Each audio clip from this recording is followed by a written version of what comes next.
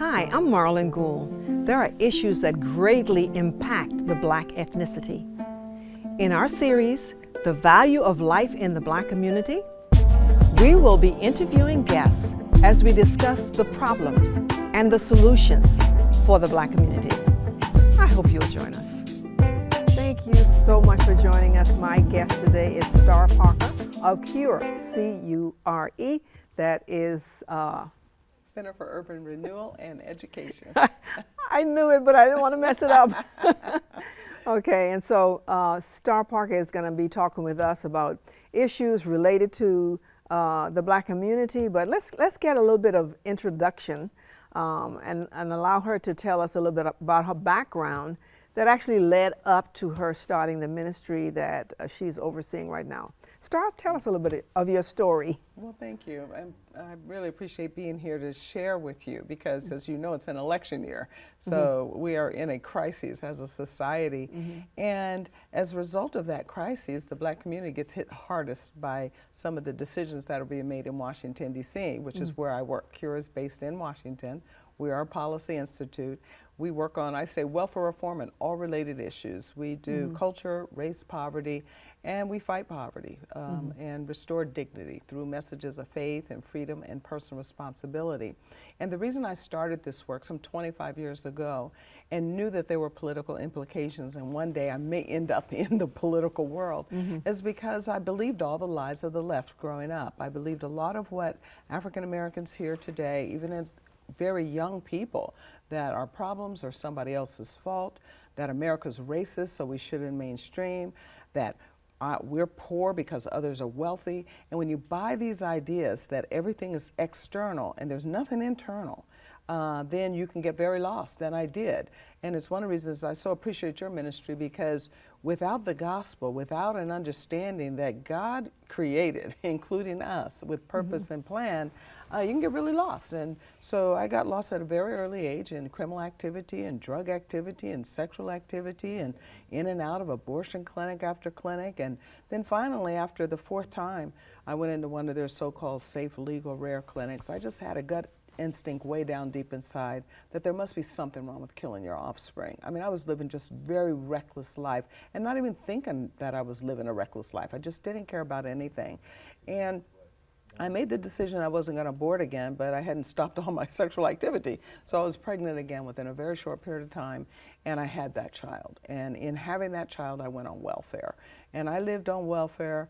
I'd been in and out, you know, when every time I'd get pregnant, I'd go on welfare before I had an abortion.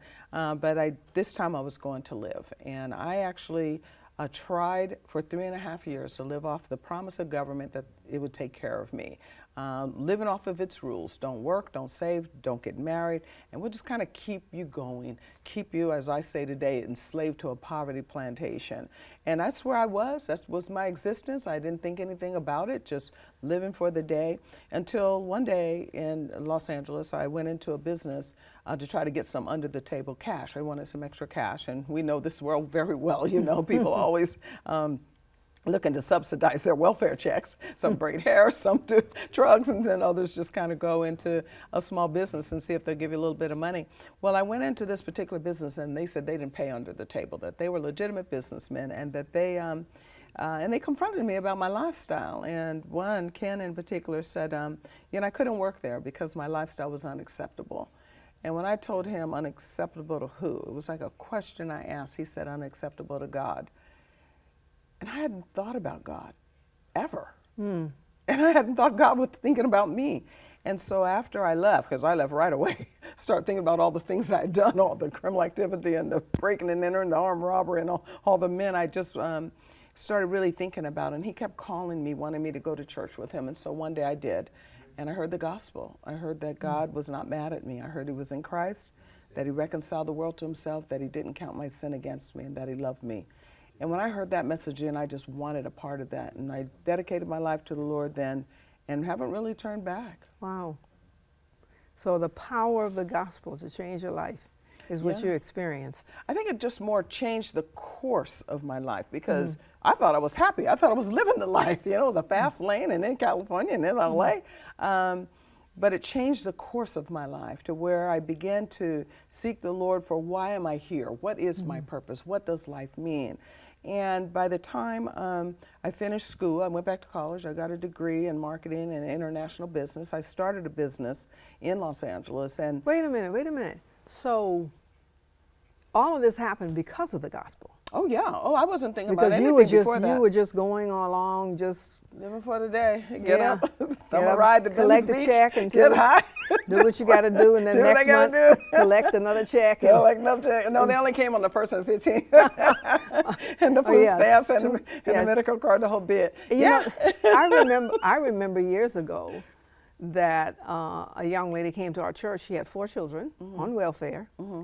And she said she had no goals except to collect the check. Yeah. But after coming, you know, giving her life to Christ and sitting under the word, being taught, you know, she got goals and did the same thing you did, you know, wanted to go back to school, etc. Right. Well, that's what happened to me. I went to the church and Sunday and then on the Bible study. And you start hearing things that become your reality and say, well, why not me? You know, why shouldn't I go back to school? Why shouldn't I look forward to a good future, especially with kids? You said she had 4. I only had 1 at that time, and still just recklessly living. And we see it just too often until you hear the gospel. Wow. Yeah. What Paul says, I am not ashamed of the gospel of Christ, for it is the power of God unto salvation. It really is. And then once you're saved, then you start exploring, well, what should I do? You know, you can't continue in your existence the way that it was. I couldn't continue to do the things I had been doing, especially after hearing the preacher say, don't do them anymore. So I began to reshape my life, and I went back to college. I got a degree. I started a business. And after the '92 Los Angeles riots destroyed my business, it began to focus me more on public policy, on the problems of the specific communities that I was in, that I lived in, that I knew very well. And mostly because we were hearing a whole lot of rhetoric from the leaders of that community that our problems were somebody else's fault. The reason that the city burned down over Rodney King was because of racism, and these are wealthy people keeping you down. And when I heard all that messaging, it took me back to that reality of when I was 12, hearing all those messaging. So I began to speak out. And in speaking out, you know, the news picked it up. That here's a former welfare mom saying that these are not the right answers to what happened during the 1992 Los Angeles riots. And it got national attention because very few blacks will get up and speak truth into what we hear and what we see, even though it's total lies. We'll let people lie on us all they want to, and we will never confront it. But I confronted it, and in confronting it, it got picked up on national news. It happened to be during the same time that the GOP Congress was talking about welfare reform. And therefore, they contacted me and said, well, look, we want to sweep the Congress. We have a contract with America. Welfare reform is going to be one of those points. Can you help us? So I contracted with the RNC, the Republican Party, and the leadership that was in Washington, D.C. At that point, it was Newt Gingrich. He was the Speaker of the House.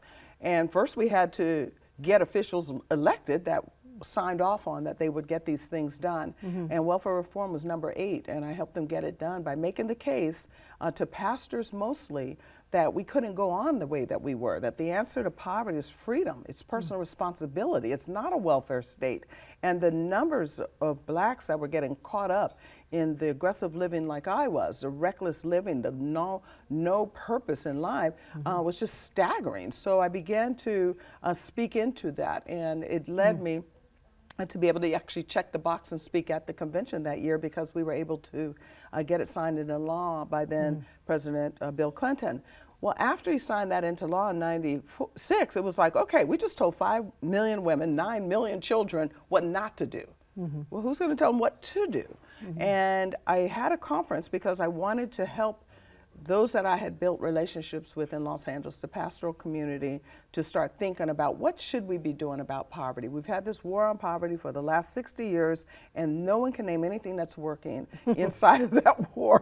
And yet, isn't that amazing? And it's the exact opposite of what the Bible says, which is much more fascinating. And you know, just think about it, the word war.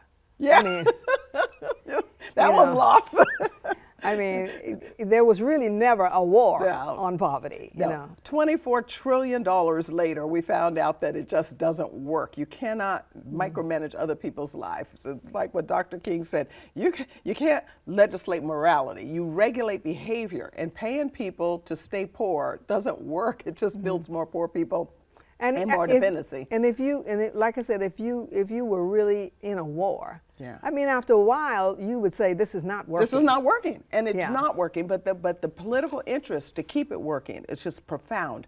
When you think about only 20 cents on a dollar actually reaches the households that we say we're trying to help. We're spending $1 trillion a year on these anti-poverty programs, and 80% stays in the bureaucracy itself. So a whole lot of people are making a whole lot of money, but it's just not poor people getting advanced in their lives. But and I was very concerned about this, because the same way those brothers helped me realize that Christ is the answer, and that I had purpose, and there was meaning there, and that I could explore that and discover it. I wanted that for others that were trapped, that we had just changed their reality.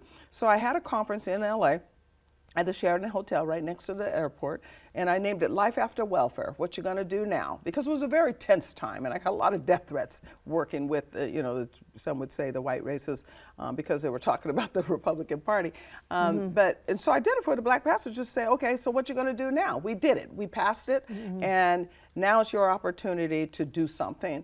I set the table for 40 pastors, thinking I could get maybe 40 pastors.